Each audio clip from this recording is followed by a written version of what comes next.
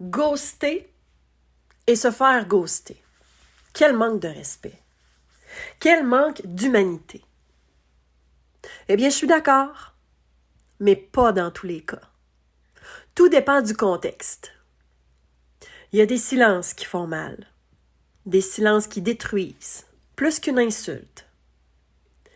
Et puis il y a d'autres silences, ceux qui protègent. Aujourd'hui, on va parler du langage silencieux, du silence.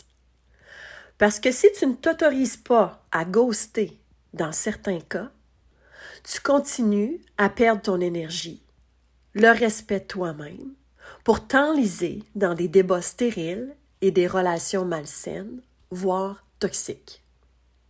Mais si tu apprends à habiter ce silence-là comme une frontière sacrée, tu reprends ton énergie, ton pouvoir, ton respect, et ton silence devient alors un acte de souveraineté. Tu as sûrement déjà vécu ça. Tu envoies un message, pas de réponse. Tu donnes de ton énergie et soudainement, pouf, l'autre disparaît. Tu restes là, suspendu dans le vide, à te demander « Mais qu'est-ce que j'ai fait? Pourquoi je mérite même pas une explication? » Ça, c'est le silence subi, celui qui laisse des traces, pas toujours agréables, celui qui laisse un goût d'amertume, qui manque d'humanité. Mais il existe une autre réalité, celle où tu choisis consciemment le silence. Pas pour fuir, pas pour punir, mais parce que parfois le silence est le seul langage que l'autre est en mesure de comprendre. C'est un espace que tu crées pour ne plus alimenter une dynamique toxique. La vérité, c'est que tout silence n'a pas la même intention. Il peut être une arme qui punit ou une protection sacrée. La différence, elle se joue dans ton intention intérieure. Si tu te tais pour éviter un conflit, tu fuis. Si tu te tais pour punir, tu manipules. Mais si tu te tais pour protéger ton intégrité, ton énergie et tes limites, alors ton silence devient un acte de souveraineté, un acte d'amour de soi et de respect de ta personne. Comment reconnaître le bon usage du ghosting ou du silence? Eh bien, 3 étapes, 3 repères. Clarifier ton intention, faire du silence un message clair et avoir de la conscience dans cette alchimie du silence. Donc, premièrement, clarifier ton intention. Demande-toi toujours, est-ce que je me tais pour me protéger ou pour contrôler l'autre? Je te donne un exemple concret, côté personnel. Un proche te relance sans fin dans une dispute, alors que tu lui as exprimé clairement ton besoin, que tu ne souhaitais plus en parler, par exemple. Si tu choisis le silence, c'est pour préserver ta paix, pas pour faire culpabiliser l'autre. C'est pour faire respecter ce que tu as exprimé. Tu ne souhaites plus en parler. Et l'autre revient constamment à la charge. Donc, si tu utilises le silence ici, c'est un acte de respect de ton besoin. Côté professionnel, un exemple. Tu ne réponds pas à un email qui est rempli de provocations. Ce silence-là n'est pas une fuite. C'est un refus d'entrer dans une spirale stérile qui tire les deux parties vers le bas, qui les invite à la médiocrité relationnelle. Deuxième étape, faire du silence un message clair. Le silence, c'est pas un vide, c'est un langage. Il retire ton énergie des jeux de pouvoir malsains. Je te donne un exemple personnel. Quelqu'un insiste encore et encore pour que tu changes d'idée, pour que ton non se transforme en oui. Tu cesses de te justifier. Ton silence devient ton dernier mot. Dans la sphère professionnelle, tu es en réunion. Quelqu'un te lance une pique déguisée.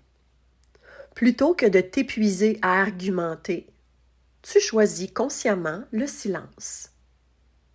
L'impact, le résultat, ton silence rend visible l'absurdité de la remarque et l'attaque de l'autre tombe à plat et tout le monde voit l'absurdité de la remarque. La troisième étape, qui est la conscience, l'alchimie du silence. Le silence n'est puissant que s'il vient d'un choix aligné. Un silence habité par la rancune, même muet, s'entend. Et il détruit la relation de l'intérieur.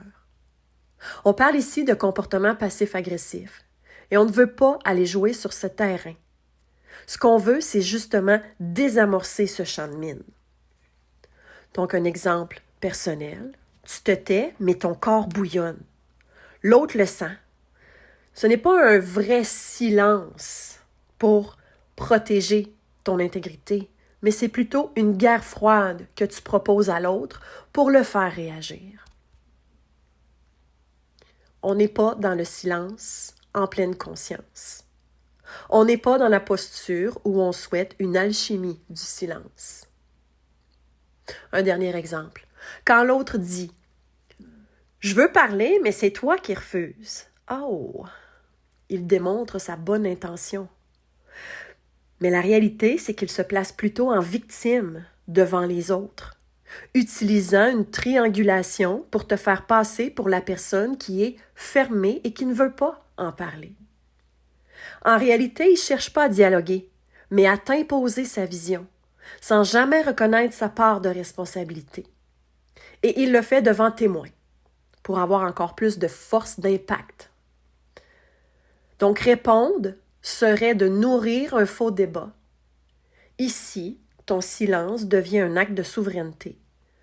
Tu refuses de jouer à un jeu truqué où l'autre t'invite à jouer un rôle de bourreau qu'il t'a déjà attribué. La vérité, c'est que tout le monde n'a pas les outils pour gérer un conflit et nourrir une relation saine. Certains ne veulent pas construire. Ils veulent gagner. Ils veulent contrôler. Ils veulent rester en surface. D'autres préfèrent demeurer dans le mode easygoing, comme on a déjà vu dans une capsule précédente. Donc, ton rôle n'est pas de sauver, de te soumettre ou de faire semblant. Ton rôle, c'est de reconnaître quand le silence est une frontière sacrée et quand il est temps de partir. Et si ton silence devenait une extension d'un non clairement exprimé, mais qui n'est pas respecté par l'autre partie? Ton silence devient un non sans justification. Un non où tu te dis oui pleinement.